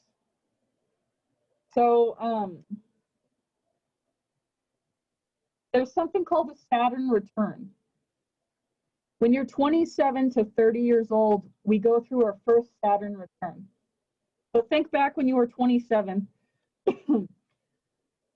The 400,000 things you wanted to do as a kid, because we have no idea what we're doing on this planet. We're experimenting. We're trying to figure out how to be a human. Yeah. When you turn 27, everything changes. Because Saturn goes all the way back around.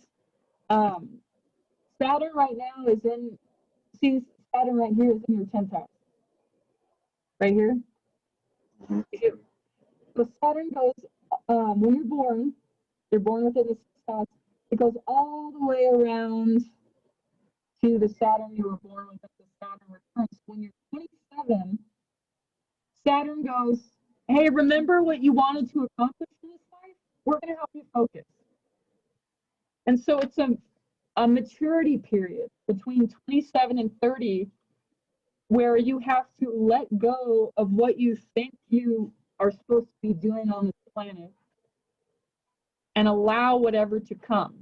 So they're powerful lessons that occur when you're 27, 30.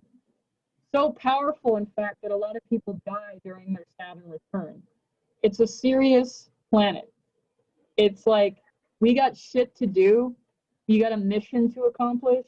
Remember your mission or get off this planet and start over. It's a very, Wow.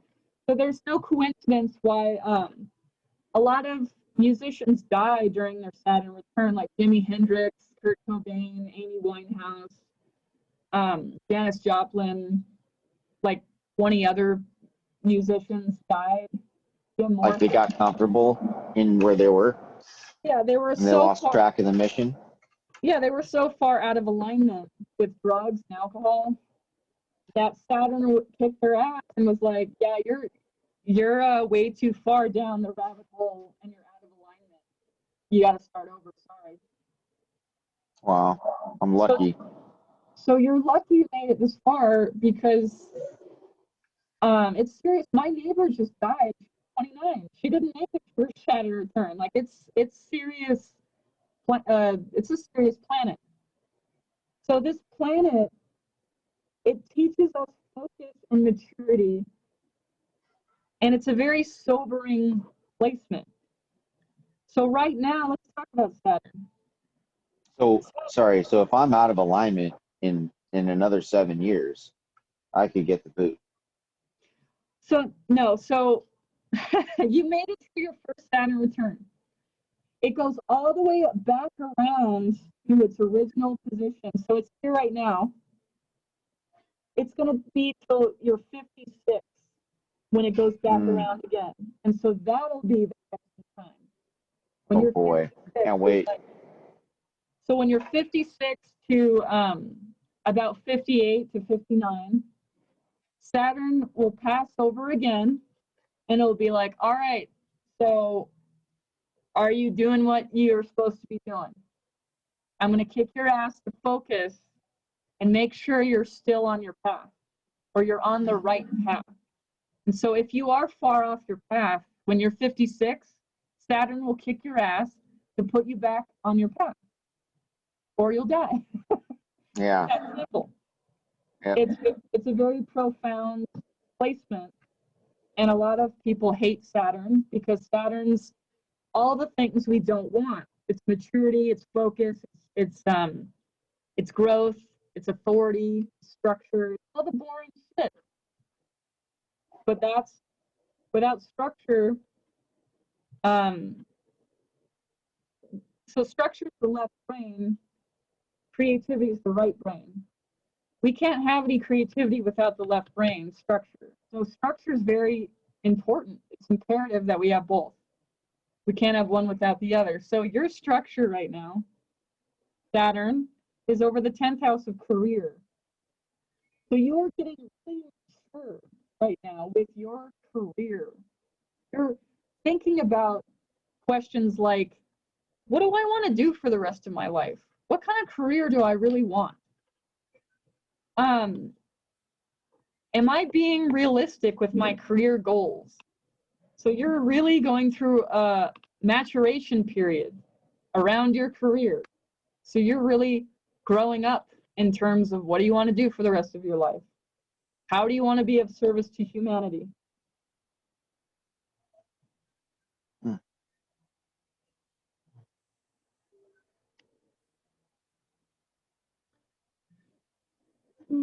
Crazy. Okay, so we have like 10 minutes left. I'm like, shit, we're running out of time. That's okay. What does it run? Like, what do you normally charge for that amount of time? I charge $175 for 2 hours. Okay. So is that something that we need to like schedule something later that you could finish that? I'm open to whatever because this was a birthday present from Kim. Totally. And I think that it's already like, I feel like we've already expanded that. You know what I mean? I think that, Well, I that's don't know. so we'll talk about that. But if you want another session, that's no problem. But we can talk about that. Let's get through the. I just wanted to finish those two pieces, and I know that you've already spent a lot of time. That's what I meant. You mean the two pieces of? Like the eighth and the ninth house. Yeah. So we need to continue. Okay, so let's.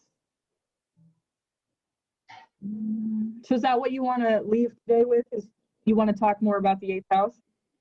Well, I wanted to no. You know, the only thing that I think that I wanted to do is just listen to what you had to say regarding the rest of The planet? if there was if there was anything else like that I missed, or maybe because I feel like, or maybe I was like subconsciously tripping, but we went from 6 and then kind of started talking about 10, like, you know what I mean? Because they were kind of related, Yeah. you know what I mean? But we didn't go through individual stuff for 8 and 9, or am I wrong? No, you're right. So let's go through the rest of the houses. It's hard because sometimes this isn't linear, because there are some things like that I get guided to talk about for you. Yeah, and that's fine. I'm not asking. I don't want you to do anything. Like, I'm Yeah. not trying to guide it, if that makes sense. I'm not trying to. Yeah. I know. No, I get where you're coming from. So yeah, like it helps to like finish something that we start, right? Well, I mean, it's like seems to be such a like a packed out two houses. You know what I mean? It seems to be a focal point. Yeah. I don't know. No, it's important. I agree. So let's finish them. Cool. So okay, so we went over Jupiter a little bit and the seventh house. So let's dive into the eighth house and ninth house with all these stellium. So again, you have stellium in the eighth. So your sun again is your personality, your solar personality. So when the sun comes out, you can't not notice the sun, right? It shines its light and it doesn't discriminate on what it shines its light on. So the sun is shining its light in the house of death and rebirth. It's all about death and occult and what is hidden. So your personality shines through in the house of death. So those are things around death that you would be good at. And this could be even as a career, like working with death, working with the death process, understanding about death. A lot of people with the sun in the eighth are bankers because it has to do with shared resources and other people's money. The second house is your money, your finances. But the opposite polarity is each house has a polarity. Each house has an axis point, which we also didn't go over, and I apologize. There's just so much. But the opposite polarity of your money is other people's money.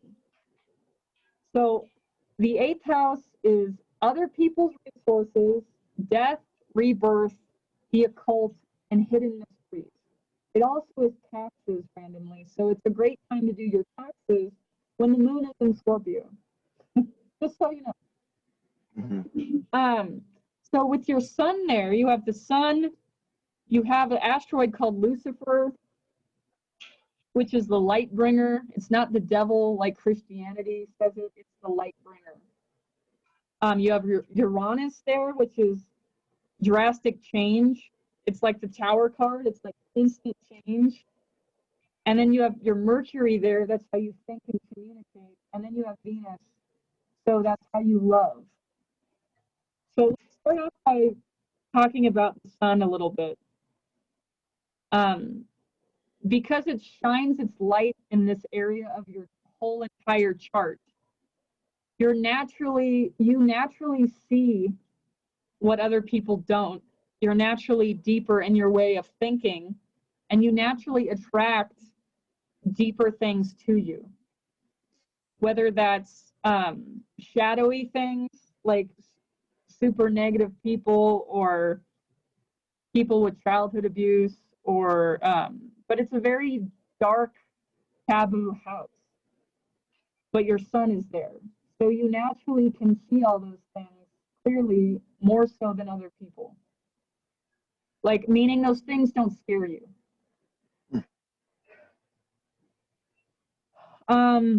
Let's talk about Uranus. Uranus is your genius in your chart. It's also the awakener, as we went over a little bit. It's also a very eccentric planet, and it creates constant change. So there's some eccentricity related to 8th house matters, whether it's death or taboo subjects or the occult or deep hidden mysteries. There's constant change in this area of life. Working with other people's resources, like maybe your resources change a lot, or your money changes, or your partner's money changes all the time, or something about your partner changes all the time. But this eccentric planet in the 8th house indicates constant change in this area of death and the occult and other people's resources. So your Mercury is there. Mercury is how you think and communicate. So you think in terms of really deep 8th house matters. So you would make an excellent psychologist because you have a deeper way of thinking and analyzing things. You naturally think deeper than most people. Also, you have the ability to talk to the dead because the 8th house is death. Mercury is communication, talking to the dead. You could do very well in psychology, and I would recommend you start, if you haven't already done like deep psychological excavation, you would love it with this placement. Like, you would love reading about psychology. You would love reading about the unconscious mind. You would love reading about and researching about hidden mysteries. Like, you could even be drawn to any taboo subjects. Like, it could be like fetishes. It could be just darker subjects you're naturally drawn to. And I would encourage you to explore like what you're naturally drawn to instead of like being shameful about something. Oh, I'm ashamed of, I want to study mediumship, or I want to study astral travel, or I want to study astrology, or like astrology is occult. Like, all these things are occult subjects. Death, sex, or the occult is all 8th house. And your brain, your Mercury, you naturally think and communicate, and you love talking about death, sex, or the occult. Like, those 3 things would be a really good subject for you to study. Interesting. This is what makes me a good astrologer. I have Mercury in the 8th house. I'm able to communicate the occult. Venus in the 8th. Venus is the great attractor in your chart. So Mars is what you desire. It's masculine. It's what you put out into the universe. I desire this. Venus attracts it to you. So you attract darker taboo subjects to you anyway. You attract 8th house matters, whether that's mental illness, psychological issues, people with trauma, like childhood abuse. You attract to you darker subjects. Because because your soul is trying to work through these things, because you have all of these, because planets and asteroids are living beings. They all are energy. They all have their own personalities, and they're all hanging out in your 8th house. So your soul is like, there's a party going on in your 8th house, and everyone's invited. So again, your soul really wants to understand the taboo areas of life. So whether that is like secret fetishes or weird taboo hidden mysteries like underwater cities or the lost city of Atlantis and Lemuria, like weird, like things that you have to discover. They're mysteries, they're occult, they're hidden. Like any subjects related to mysteries, give yourself permission to like dive into them, because your soul is super curious because of all of this eighth house stuff going on. Does that make sense? Yeah. So if you haven't given yourself permission to explore the taboo, like if you're a good Christian boy or whatever, like you were raised to be like this pure, like throw that out the window and start exploring. Sometimes I wasn't raised like that, but sometimes I, are like, am cautious with it, Yeah. Well, there's a lot of power there. The eighth house is power. The eighth house is also how you heal with another person. So a lot of these planets going on, you're healing with another person through these things. So if there's like a cautiousness, it's, a taboo, deep, dark lake. Yeah, it's kind of scary. It's kind of unknown. It's kind of weird. So it helps to have another person go there with you.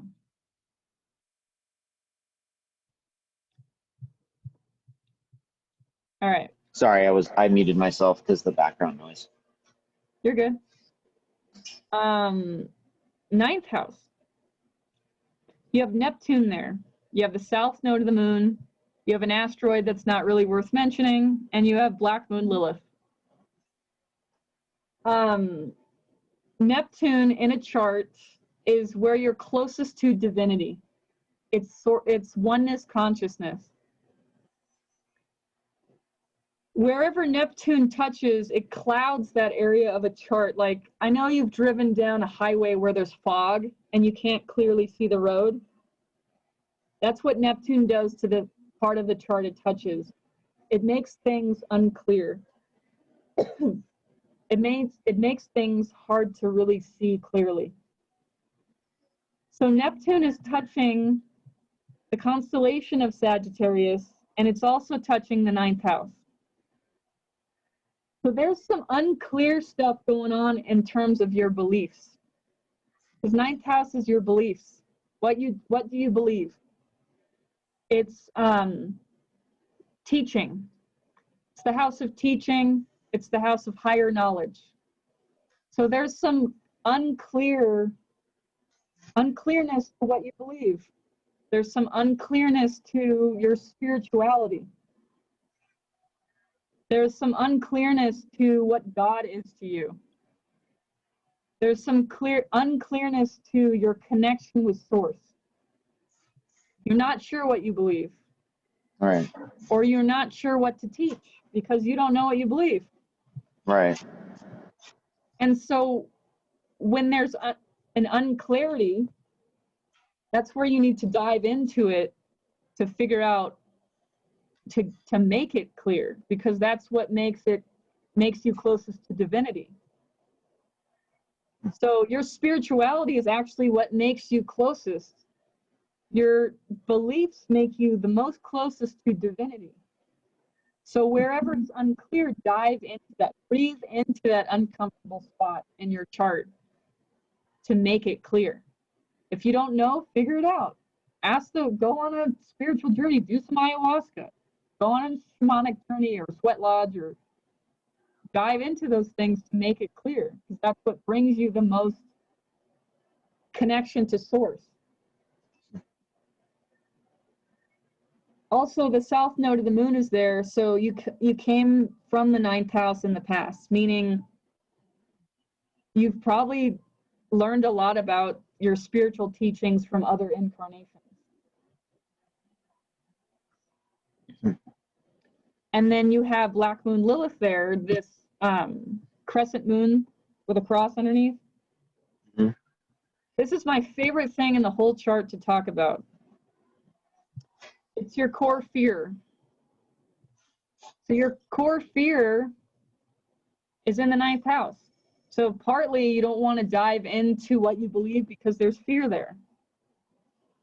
Perhaps you were killed in a past life, or you killed, or there's some unconscious angst there. There's a fear there that you should dive into. Why don't you dive into your beliefs? Why don't you explore more about what you believe on a spiritual level? Why don't you study your spirituality more? Why are you so resistant to it? Why is that fear there? What fear is that? All right. Were you burned as a witch? Like, what is that? Like, dive into that. Right. Why are you drawn to witchy people? Are you Right. correct? Are you correct in some balance karmically? Those are things to ask yourself.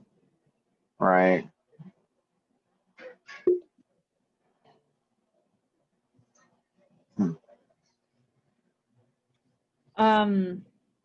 Mars in the 10th house.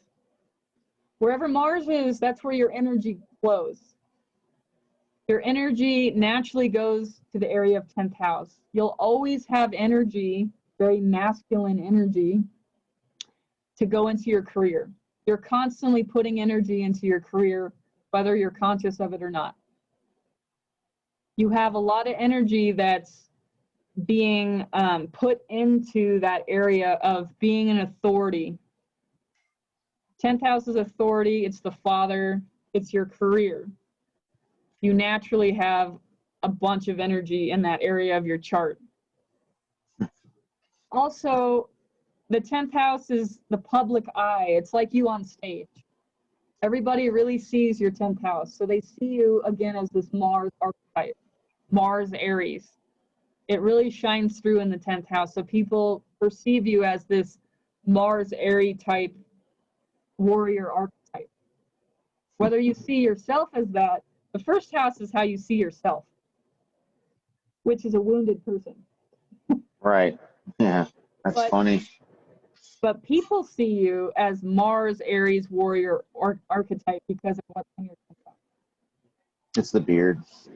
Yep. It's like you look like a Viking warrior. Thank you, 10th Mission house. accomplished. Right. Mission accomplished. Woo! Yeah. But deep down inside, I have all of these insecurities and soul wounds that I have to do, dive Exactly. Just don't show this to anybody. Yep. Okay, so the 11th house, we have a little asteroid called Vesta.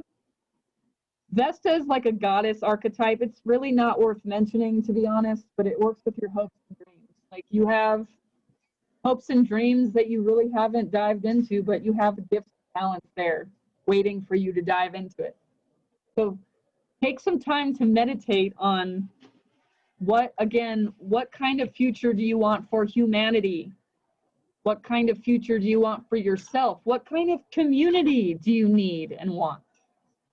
11th house is community and hopes, wishes, and dreams and networking. So think about those things. And then go find a community if you don't already have one, because it's important right now. Like, shit's going down. We all need a community. Okay, so 12th house, you have the moon there. The moon is in the constellation of Pisces. And it's, again, we talked about, it's in the collective unconscious house, 12th house. The moon in Pisces is Neptune, that fog I'm talking about. Neptune and Pisces in the 12th house are the same archetype. It's divinity. It's source. It's creator. It's Christ consciousness. Whatever you want to call it, it's spirit. With your moon there, your subconscious, you naturally think like a Pisces. Your subconscious is memories from previous incarnations. So Pisces is a very hard sign to talk about because it's more like ether than water. Because Neptune is the planet second farthest away from the sun. And Neptune is how you're connected to divinity. And when you have your moon there, your emotions connect you to divinity. How you feel connects you to your divinity. But it's unclear because it's like Neptune energy. So your emotions, it's almost like you're afraid of your emotions because it's so much and so intense, because again, you're clearing for the collective. You're feeling for the collective. That's a lot of emotions that may be hard to understand why you feel so intensely. Well, that's why your moon's in the 12th house. You're helping to clear for the collective. Yay, thank you. But you have the potential to help and heal a lot of men, like a lot of men that don't know how to feel their emotions. Once you learn to process your own emotions, it'll help your whole entire world. It'll help your partner. It'll help you, the people around you. But it's really important that you learn to process your emotions because it's connected with divinity. You really have potential to really also express your emotions in a way that connects other people to divinity. For example, a musician that plays a beautiful song and they hear that song, it connects them to oneness consciousness. That's why music is so damn healing, because music is like Neptune. It's interdimensional. Every single person on this planet, even though they speak different languages, understands the nature of music. And Pisces is connected with music. So when you have your moon there, you have an ability to express through music. And you have an ability to connect people through your music or through your poetry. Because Pisces is the poet. It's the poet, it's the artist, it's the musician. So with your moon there, there's a lot of people with the moon in Pisces that are musicians. So I would definitely pick up that guitar and or pick up an instrument again and dust it off and really start giving yourself permission to start expressing your emotions so you can better understand yourself, so you can better process your own emotions and what you're feeling all the time. Because you feel very deeply, but you don't necessarily know what you're feeling and why you're feeling it. But when you express them, it's a way to give it an outlet so you can understand it better. And also, people that hear your music, it'll be healing for them. No pressure.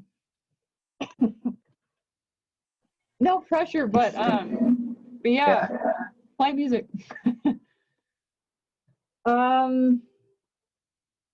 Okay, so I'm gonna leave it at that. So to do a recap, we went over a lot, very heady, but you got it. We went over the constellations. We went over the houses and the ruling planets for each house. So it belongs to a constellation and a planet. So we went through the houses. We went through the planets and some of the asteroids and the energies behind them. We went over the elements, the 4 elements that you embody, the cardinal fire, which is an Aries chart signature. Mm-hmm. We went over a little bit of the aspects and how it's important to dive into, because those are hidden gifts and talents and challenges. So you need to do that on your own time, is go through the aspects. Yeah. And then we went over, down here is this graph of, if you don't understand or you don't remember what a symbol means, you literally scroll down here and it's right here. I saw that key. And it's got the degrees and everything.